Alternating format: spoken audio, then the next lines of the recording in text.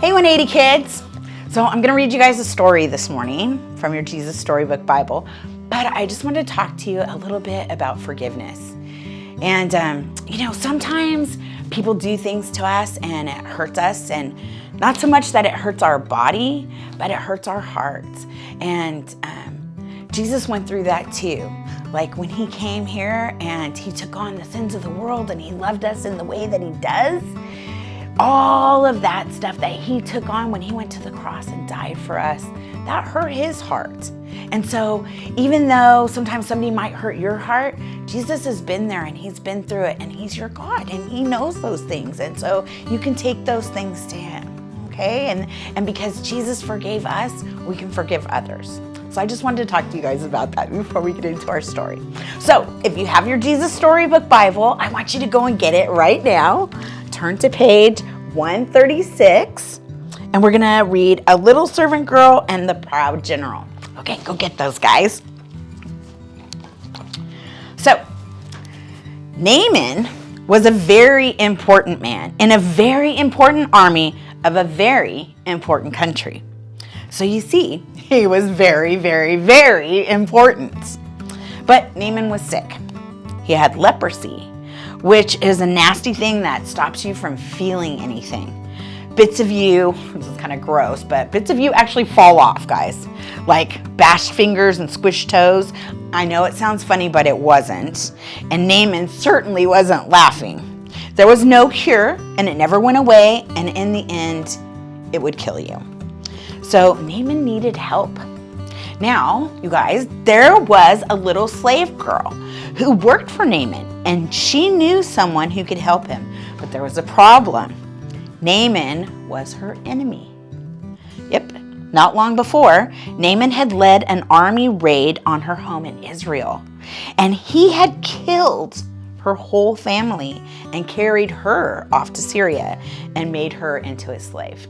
It's a pretty bad thing, pretty hard thing. Every night she cried herself to sleep. She had lost everything. Now, why would she, of all people, want to help Naaman? Didn't she hate him and want to hurt him back? Didn't she want to make him pay for all the wrong he'd done? Well, that's what you would expect, right? But instead of hating him, she loved him. And instead of hurting him back, she forgave him. I want Naaman to get well, she said to her mistress. There's a man called Elisha who can heal him.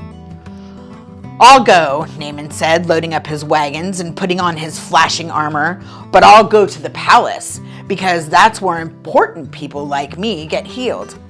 So he hurried off to Israel and went straight to the king. My healing, please, he announced. Well, I can do a lot of things, the king replied, but only God can heal. Just then, a message from Elisha arrived. Send Naaman here, it read.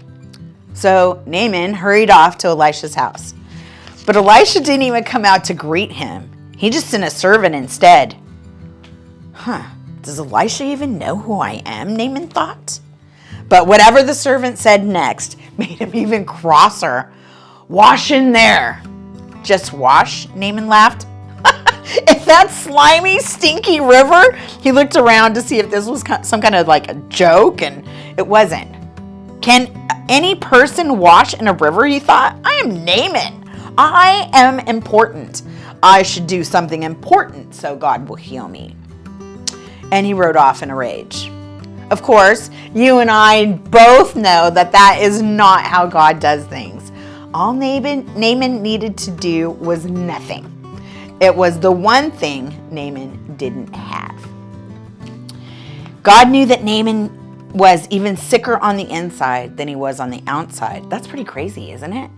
Naaman was so proud, he thought he didn't need God, and his heart didn't work properly. It couldn't feel anything. You see, Naaman had leprosy in his heart.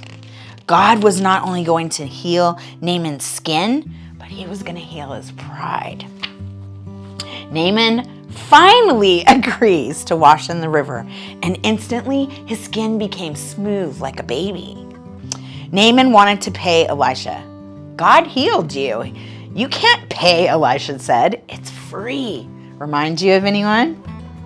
And so it was that a very sick man was healed, all because of a little servant girl who forgave him. God knew sin was like leprosy, and it stopped all his children's hearts from working properly. And in the end, it would kill them.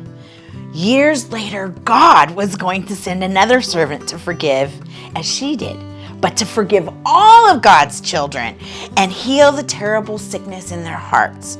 Their hearts were broken, but God can mend broken hearts.